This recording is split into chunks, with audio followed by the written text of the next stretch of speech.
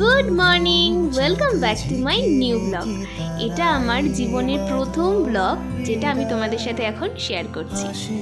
আমরা মায়াপুর যাচ্ছি, তাই জন্যই ভাবলাম তোমাদের সাথে সবটা ডিটেলসে শেয়ার করি। এখন কটা বাজে বলো তো? ভোর 4:45।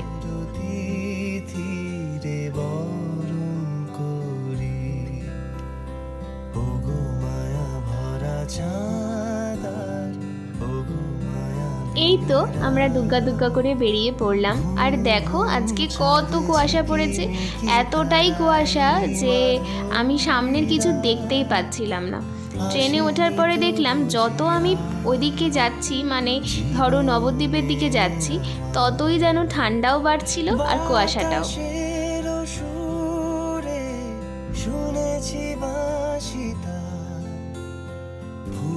আমরা হাওড়া থেকে কাটোয়ালাকালে উঠেছি নবদ্বীপে নামবো বলে।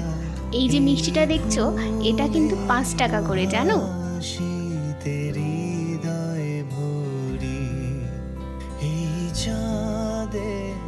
এই তো আমরা এখন নবদ্বীপে নেমেও গেছি, আর এখন আমরা টোটো ধরে যাব নবদ্বীপের ঘাটে।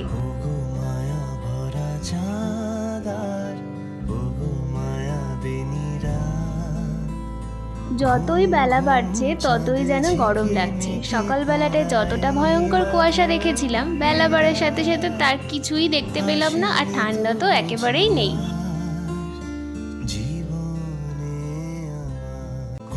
এই তো আমরা নেমেও পড়েছি টোটো থেকে।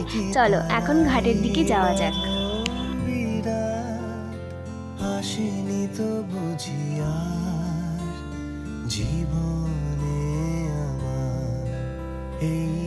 আমরা লঞ্চে উঠেও পড়েছি, আর দেখো কত ভিড় হয়েছে লঞ্চে।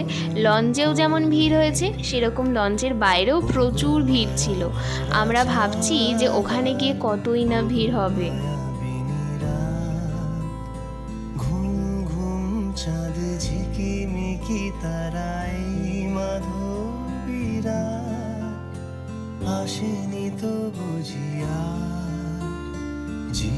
এই তো আমাদের লঞ্চটা ছেড়েও দিল, আর দেখো কত সুন্দর লাগছে।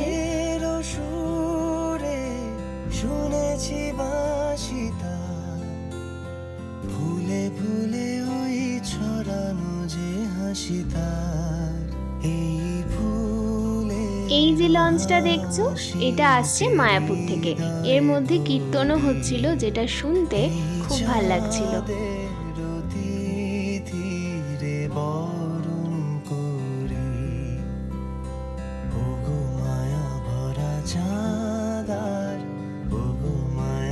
আমরা পৌঁছেও গেছি মায়াপুরের ঘাটে। আর এই দেখো কি সুন্দর না এই জিনিসটা। এটা হচ্ছে মায়াপুর থেকে লঞ্চ থেকে নেমে তুমি যখন মেন রোডে উঠবে তার রাস্তা। কি সুন্দর লাগছে, তাই না?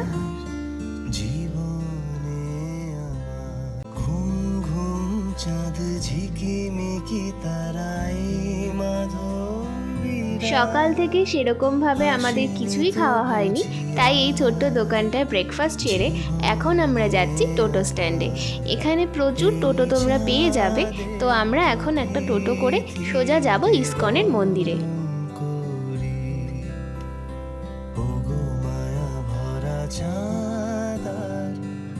লঞ্চ থেকে নেমে মায়াপুর যাওয়ার যে রাস্তাটা আছে, সেখানে এরকম ছোট ছোট অনেক মন্দির তোমরা দেখতে পাবে। তোমরা যদি চাও টোটো রিজার্ভ না করে হেঁটে গেলে, তোমরা কিন্তু পায়ে হেঁটেই এই সুন্দর সুন্দর মন্দিরগুলো দেখে নিতে পারো।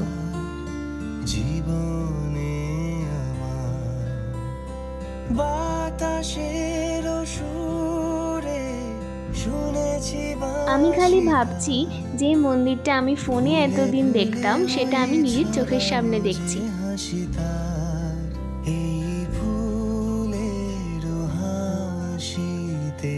এই তো আমরা নেমেও গেছি টোটো থেকে।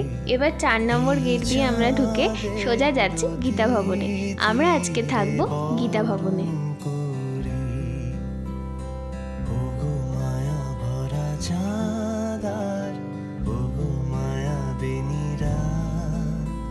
আমি এখানে একটা জিনিস দেখছি যে এখানে ভীষণ সুন্দর, খুব যত্ন করে ফুল চাষটা করা হয়।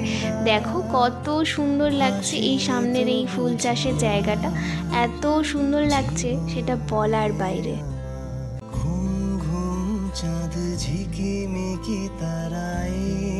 এখন 12টা মতন বাজে আর এখন আমরা এই ভবনে এসে পৌঁছালাম।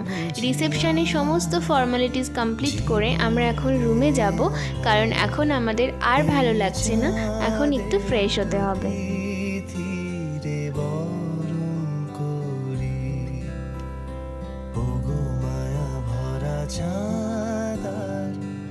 এই তো আমরা রুমে চলেও এসেছি।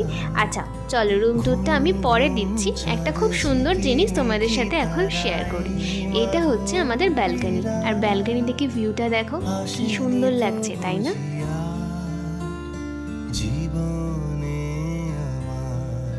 আজকের এই ভিডিওটা এখানেই এন্ড করছি। দেখা হচ্ছে নেক্সট ভিডিওতে খুব তাড়াতাড়ি। ভালো থেকো সবাই, টাটা, বাই। ফুলে ফুলে ওই ছড়ানো যে হাসিটা